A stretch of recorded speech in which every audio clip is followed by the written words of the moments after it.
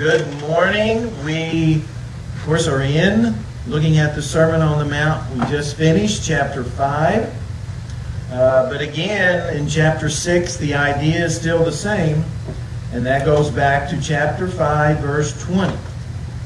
And we'll read that again at the start like we normally do.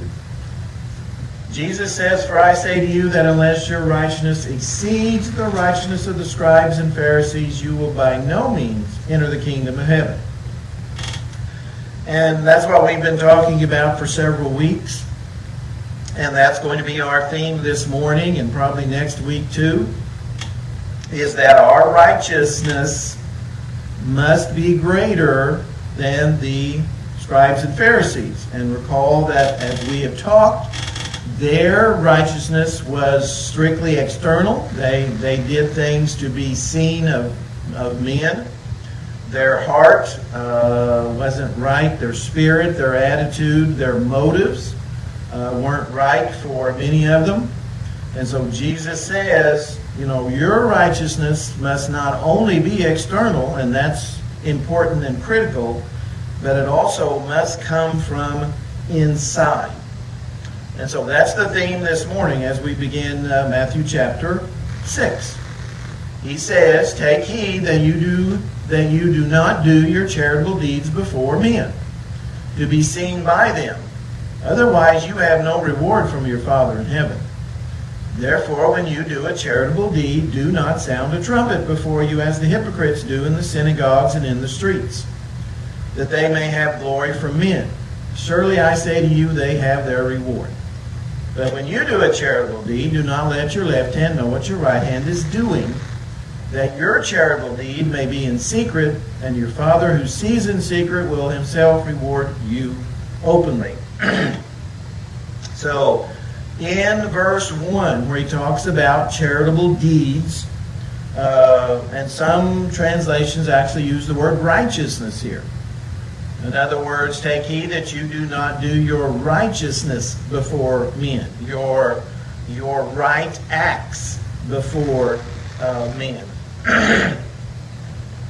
Whereas in the second verse, when you do a charitable deed, it's a different word. And that is a word for being benevolent, being merciful, being sympathetic, charitable. The idea is that you see someone that has a need. In other words, something has happened and they are in need of relief of some kind.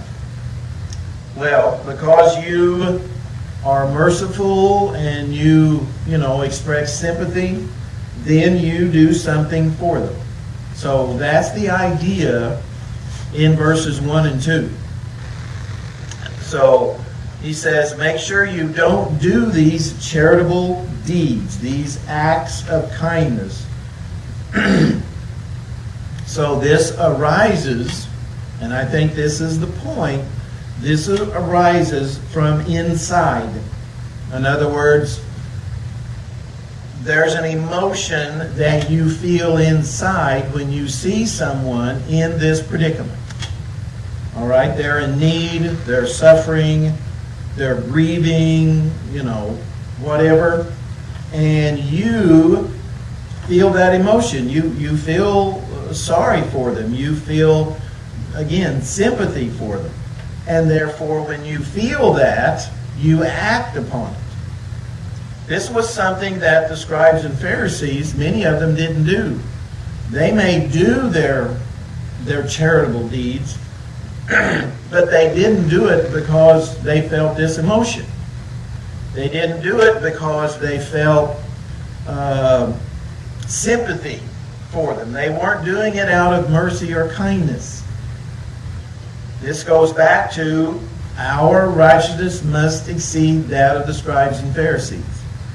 So when we do something for someone, okay, whether it is giving money or any act of kindness or mercy, it has to come from the right motivation.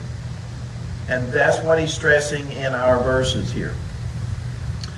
Righteousness and benevolence and mercy, they go together throughout the Bible. Would someone read 1 John 3:17?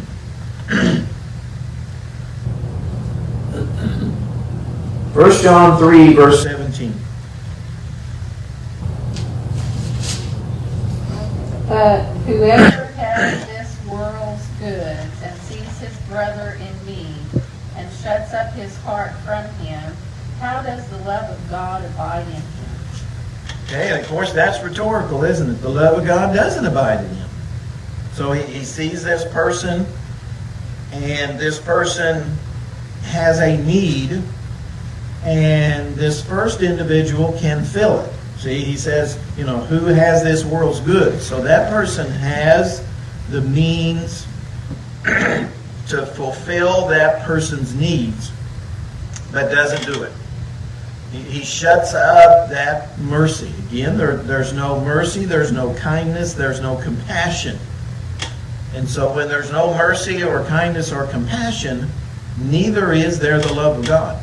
And that's what John, tells us there. So these things are connected. That's what Jesus is connecting here in these first 4 verses, is our righteousness and our giving and our charitable deeds and our helping. That's what he's putting together. So, with that, let's read, first of all, there's 2 places in Luke. First of all, Luke 11:41, and then Luke 12:33.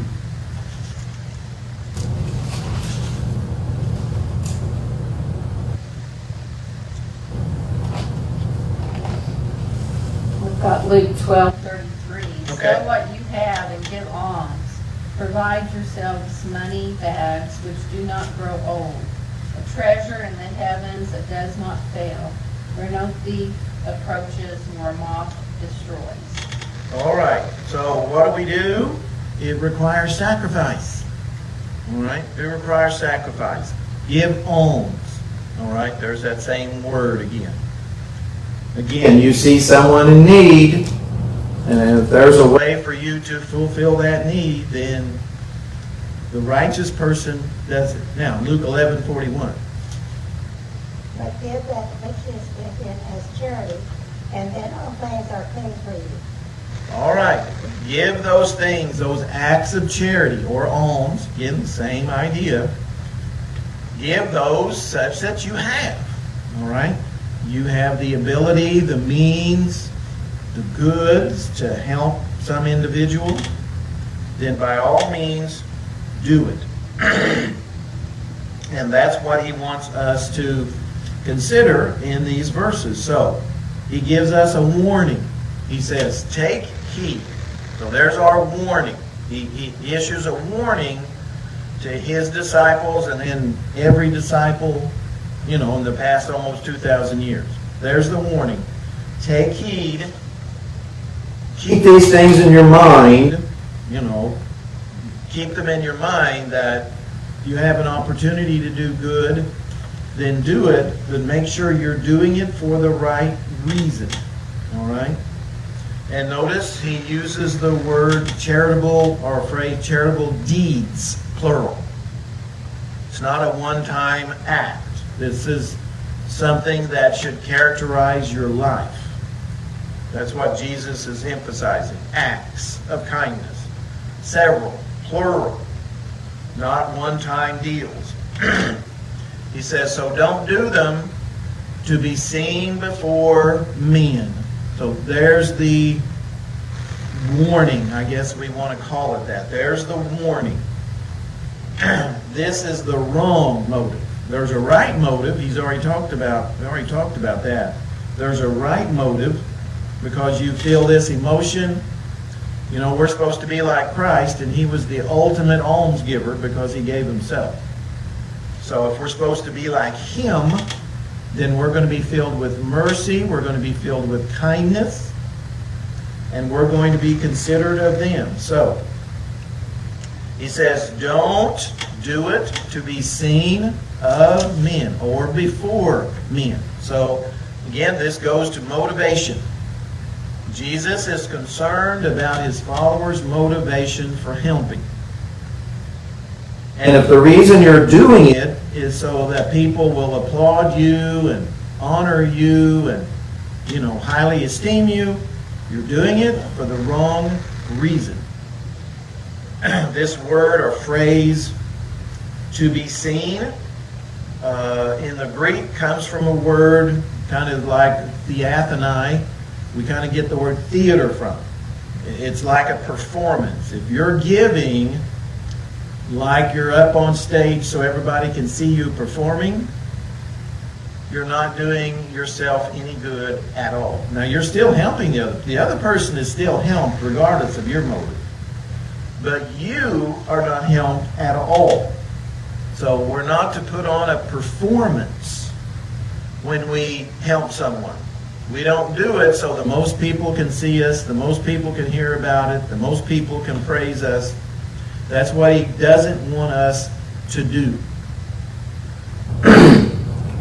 And he says, otherwise you have no reward from your Father in heaven. All right? None.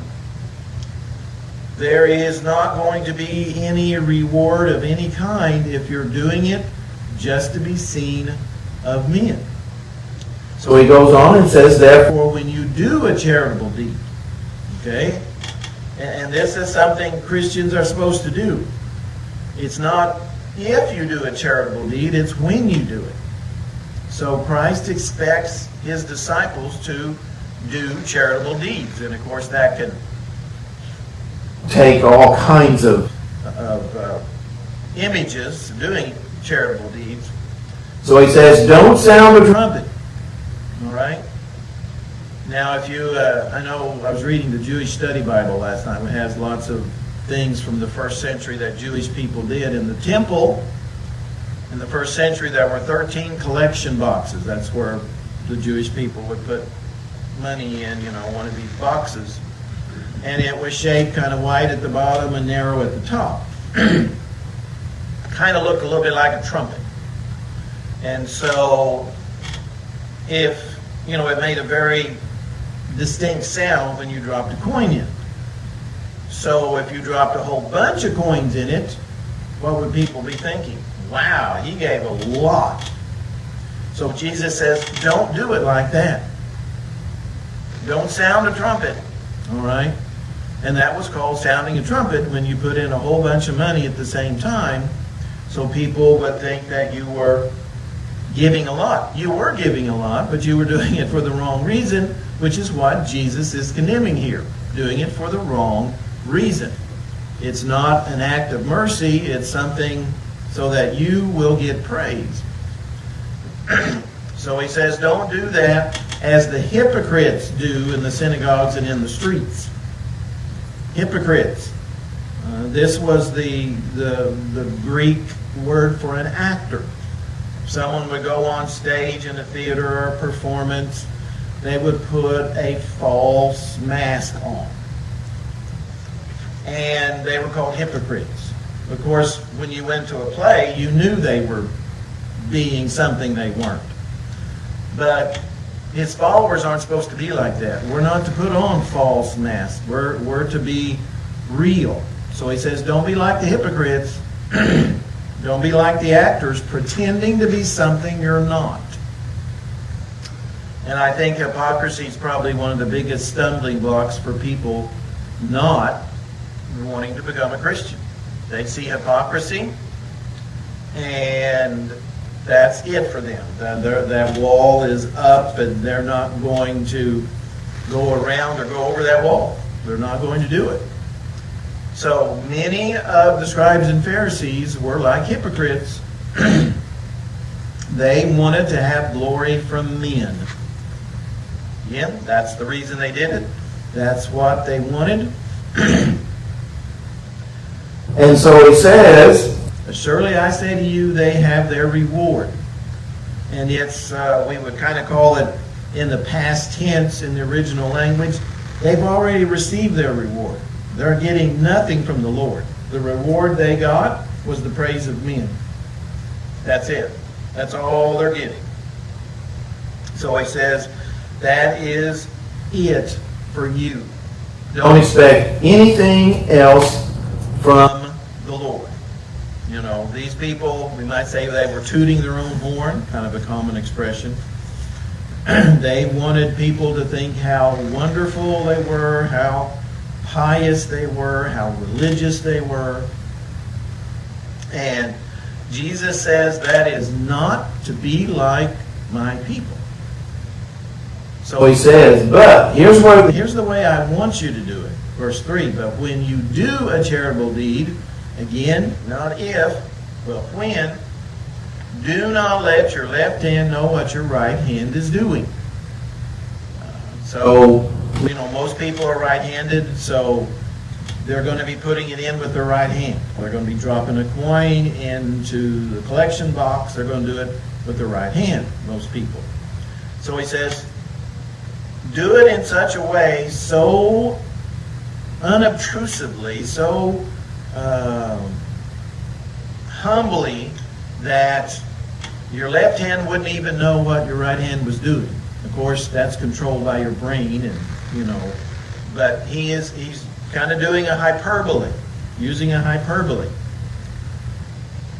Do it so privately, so that men will not, at least because of you, praise you. All right? And there's nothing wrong with being praised for what you do, but you're not to be the one doing it. If someone, you know, that you help wants to thank you or tell others about what you did, that's up to them. But you're not to be doing it so that people will say that. Remember, these are supposed to be deeds of mercy, sympathy, pity.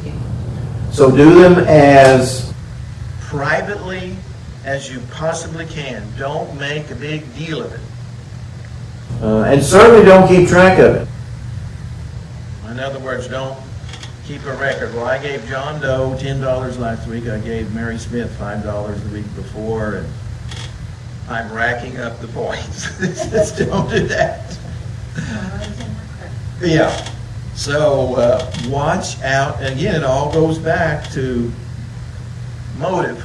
All goes back to motive. So most of the Sermon on the Mount is really about motive, the condition of your heart, your attitude, your spirit. So he ends up this first section by saying that your charitable deed may be in secret, and your Father who sees in secret will himself reward you openly. So the real reward, the one that's important, comes from the Lord. All right? So your charitable deed is to be done as much in secret as possible. All right? As possible. But your Father in heaven is going to reward you. And he does. All right? Let's go, would someone read it? I think it's Hebrews 11. I didn't have this written down. I think it's verse 6. If it's not verse 6, pretend it's verse 6 and read the correct verse. But without faith, Yeah, that's it.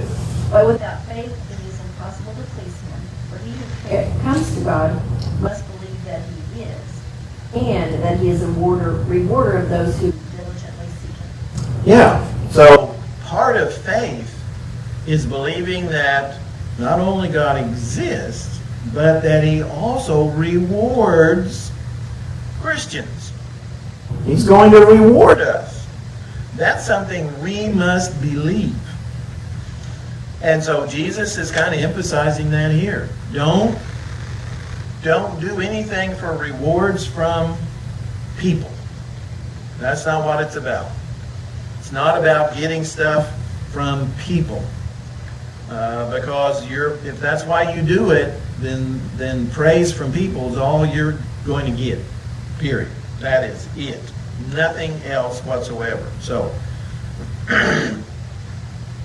there is, well, let's go on, and we might as well, this kind of carries with it a little bit more. And when you pray, verse 5, You shall not be like the hypocrites. Okay, there we have the same thing. Pretenders, actors, people who are pretending to be something they're not. They're pretending to be holy or righteous or pious. They're not. So, when you pray, don't be like the hypocrites. So, what do the pretenders do? Well, the pretenders love to pray standing in the synagogues and on corners of the streets. Places where lots of people will see them. That's what he says, that they may be seen by men. So don't be doing your prayers. Okay, he's already talked about alms. Again, that's part of righteousness. Now he does the same thing with prayers. There's a way to pray and there's a way not to pray. So some of the scribes and Pharisees, they made it a point. You know, Jewish people in the first century had specific times that they prayed. That was kind of a pattern, but then of course they prayed at other times. But some of the Jewish people would make sure they were in very well observed spots when those times came, so that people would see them praying, and they would, you know, they wanted people to say, oh, look at him, he's making his prayers, he's doing it just at the right time. So they may be seen by men, as surely I say to you, they have their reward. That's just like he said for giving alms. If you do it so people will see you, the only reward you're getting is from men. That's it. I mean, your prayer won't go any higher than the top of your head. God certainly will not accept it. All right? If you're doing it so people will think you're religious or pious. And the only reward you'll get will people saying, oh, look how wonderful he is. Look at the prayer he's giving and all of that. And it goes back, of course, to being sincere. Of course, he wants us to pray, but he wants us to have the right motive when we pray. See, they were praying like this in public, gave some of these scribes and Pharisees the opportunity to kind of parade themselves before other people. He says, my people, my disciples are not to be like that. He says, I want you to be sincere about everything. So he says, but you, so here's the way to do it. When you pray, go into your room. And when you shut your door, pray to your Father who's in the secret place, and your Father who sees in secret will reward you openly. Here's how I want you to pray. Not to be seen of men. Now, of course, he's not talking about public prayer like we're in the assembly, because we're supposed to pray in the assembly. But private prayers, we're not supposed to go somewhere, and so people will think how wonderful we are, how spiritual we are. So he uses, again, it's kind of a hyperbole, all right? He accepts our prayers if we have the right motive, whether we're in a closet with the door closed or not. So he's not saying that's the only place you can ever pray. That's not the point. The point is, and I've talked to Christians who said, you should never, ever pray in public for any reason. Ever. You need to pray alone somewhere in a corner. And of course they were ridiculous and they completely misunderstood what Jesus is saying. Jesus is talking about motives. He's not talking about places. Talking about what's your motivation. When you are alone, and this is what Jesus is stressing, when you're alone, you're wherever, if you're in your house, you're in your car, if you're alone, then you're not praying to be seen by men because nobody's seen you. All about motive. So pray to your Father who is in the secret place. You know, we can't see the Father, all right? We know He's in heaven. But if we have the right motivation, then He will reward us. And look at how many times Jesus talks about rewarding us. And again, that's a matter of faith. It's something we must believe, that He will reward us. And I think we can take this to praying in the assembly. We have to be careful, men do, about making sure we're not praying so people will praise us. Just like it's possible to go to church for the wrong reasons. If you're going to church services, just so people will think you're holy and pious and spiritual, then you might as well stay home. You're not doing any good. And so, sincerity, honesty. He also says, verse 7, and when you pray, do not use vain repetitions, as the heathen do, for they think that they will be heard for their many words. So, another way that praying can be lost as far as its purpose. He says, pagans, heathen, pray to their gods, and they love to use vain repetitions. And if you look at even some world religions today, they do that. They just repeat a certain thing over and over and over again. So Jesus says, don't be like the pagans, the heathens, because they think that they'll be heard for their many words. The more times they say it, the more rewards they'll get. Jesus says, He says, therefore do not be like them, for your Father knows the things you have need of before you ask Him. That doesn't mean we don't ask. It is. I mean, we want to talk to our Father. He does know those things, but He still wants us to ask for them, even though we know that. Okay, well, our time is about up, and I think I heard someone pull in. So, Lord willing, we'll start there next week with what we commonly call the Lord's Prayer, or maybe more accurately, the Disciples' Prayer.